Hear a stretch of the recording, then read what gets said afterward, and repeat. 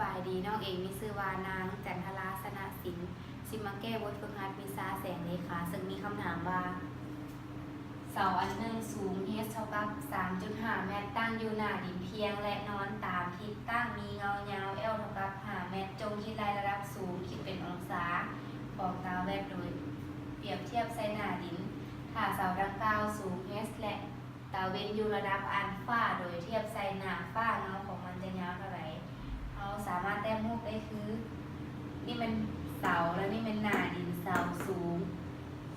3.5 เมตรและนี่เป็นตะเว้นส่องแสงกระทบใส่เสาเฮ็ดให้เกิดเป็นเงายาว 5 เมตรแสงตะเว้นกระทบใส่หน้าดินเฮ็ดให้เกิดเป็นมุมอัลฟาและนี่เป็นมุมตั้งฉากระหว่างเสาและหน้าดินเราสามารถคิดอะไรได้คือ h เท่ากับ 3.5 เมตร l เท่ากับ 5 เมตรซอกหาอัลฟาเท่ากับเท่าไหร่ซึ่งตั้นอัลฟาเท่ากับซินอัลฟาส่วนในโคสอัลฟา BC ได้มาจาก BC ซึ่งเป็นข้างกลมหน้า AB เท่ากับข้างกลมซาก BC แมน H AB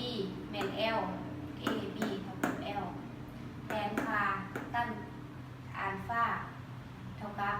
3.5 เมตร 3.5 เมตรก็คือ S เท่ากับ 3.5 เมตร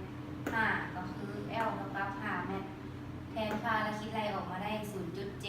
0.7 ตั้นอัลฟา 0.7 เท่ากับ 34.99 องศาหรือเทียบเท่า 35 องศา อัลฟาเท่ากับ 35 องศาและมีคำถามต่ออีกว่าถ้าเสาดังกล่าวสูง h และตะเวนอยู่ระดับอัลฟาโดยเทียบใส่หน้าฝ้าเงาของมันจะยาวเท่าไหร่อันนี้เป็นหน้าฝ้ามาเทียบใส่หน้าฝ้าเพิ่นให้ซอก L เทียบใส่